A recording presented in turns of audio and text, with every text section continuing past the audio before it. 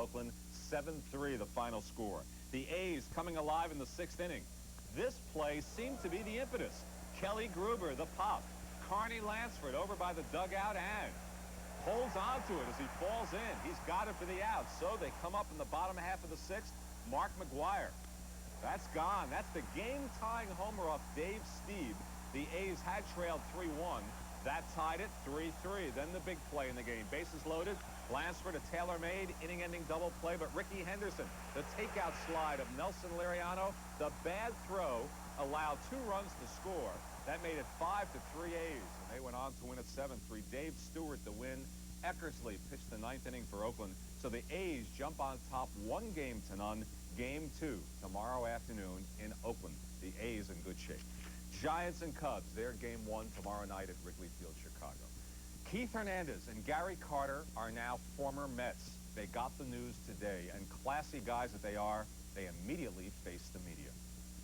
There's certainly no ill feelings at all, and I've said before, I've heard the cheers, I've heard the boos.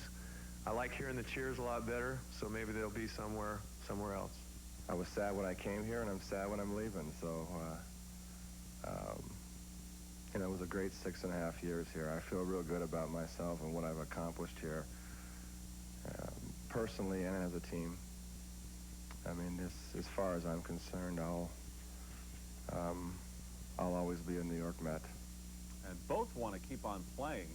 Carter feels he can play 2 or 3 more years, perhaps. As for manager Davey Johnson, general manager Frank Cashin said the Mets have made their decision, but they want to tell him first. He's fishing in Florida. Does not sound good for Davey. The Raiders fired their coach, Mike Shanahan, today. Art Shell, the line coach, takes over, the first black NFL head coach in the modern era. You know, it is a historical event, and I understand the significance of it. But the main thing is I knew who I am, and I'm proud of it, but I'm also a Raider. And I don't believe the color of my skin entered into this decision. The Raiders, like the Jets, after 4 games, just 1 win in 4, 1-3 records. The Jets will be hosting those Raiders next Monday night at the Meadowlands. 68-year-old Rocky Graziano is in stable condition at Lenox Hill Hospital after collapsing at home. Hockey news, the Rangers have announced they will not retain the services of one of the all-time scorers in the history of the game, Marcel Dion. Dion is out as a Ranger. So, what were the top sports stories of September? Let's go spanning the world. It's spanning the world.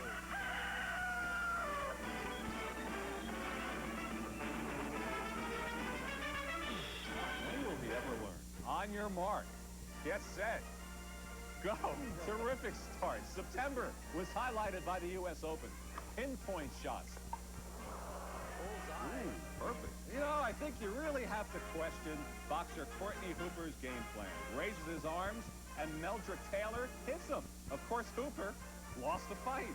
Well, my corner told me to keep my gloves up. Oh, timeout for this commercial from Jose Canseco of the A's. Hi, I'm Jose Canseco, and I want to talk to you.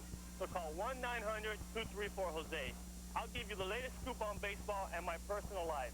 If you want to know if I use steroids, how fast I drive, or about why I was carrying that gun, call 1-900-234-JOSE. You know, they say there are no heroes in sports anymore. Oh, here's our stunt man of the month in Indianapolis, Worm Man.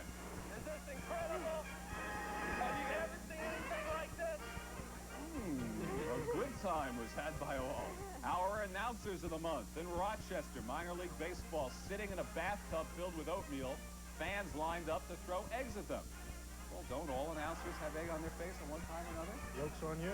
Just asking. In Barcelona, the big track news, Edwin Moses charging to the finish line, clearing hurdle after hurdle. Can he set the world record in the rain? And he does it. What a guy. And of course, Minna Wilson burst on the sports scene in September. Her son was losing in England, so mom to the rescue with her shoe, beating her son's attacker on the head with a high heel. When her son's opponent wouldn't continue, they at first gave Minna's son the decision. A near riot ensued. They later ruled it a no contest, and they've ordered a rematch. Trouble here. This is pathetic. Tune in next time for Spanning the World. If there is a next time, I'm Don Parker.